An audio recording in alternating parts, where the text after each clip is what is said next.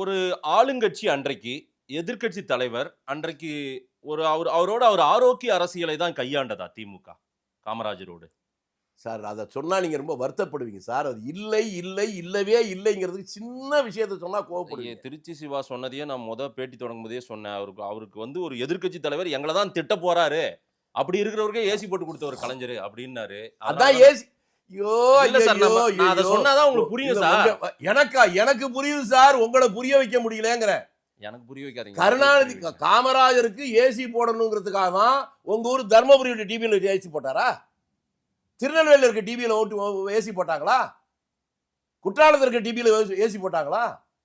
இவங்களுக்கு எல்லா ஊர்லயும் ஏசி வேணுங்கிறதுக்காக போட்டுட்டு அதை இப்ப போய் காமராஜருக்காக போட்ட வெக்கம் இல்ல, கூச்சம் இல்ல.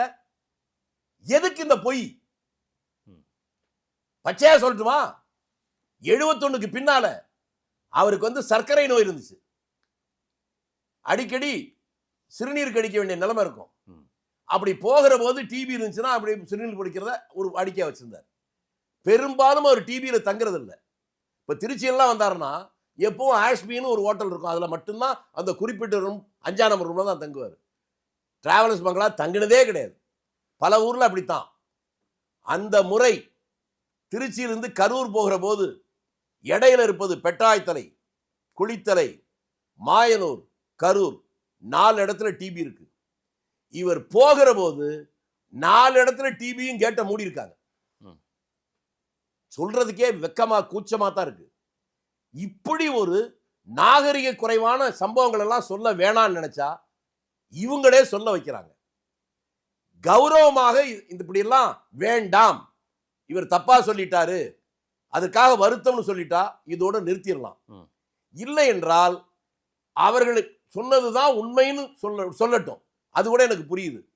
தப்புன்னா வருத்தம் தெரிவிக்கட்டும். ரெண்டையும் செய்யாம நீங்க பேசாதீங்க அப்படின்னா நான் ஒன்றும் உங்களுக்கு அடிமை இல்லை. நீங்க தப்பா சொல்றீங்க, நாங்க அமைதியா இருப்போமா?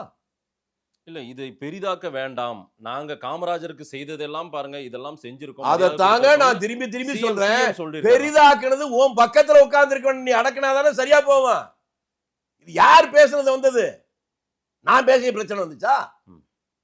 சிவசுப்பிரமணியம் பேசி தப்பா பேசணும் நாங்க சொல்றோம். அப்ப அடக்க வேண்டியது அங்க.